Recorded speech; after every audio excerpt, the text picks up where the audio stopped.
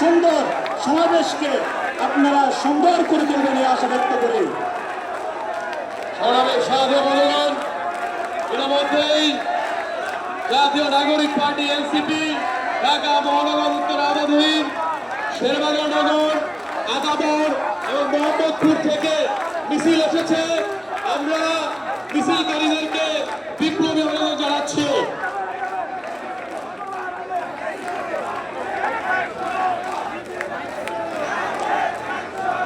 আন্দোলন স্লোগান এবং কবি সাহিত্যিক প্রত্যেকটা শ্রেণী পেশার মানুষ যে জুলাইকে ধারণ করেছিল তারই স্মরণ করে কবি তীব্র হাসানের চ্যালেঞ্জ কবিতাটি আবৃত্তি করছি।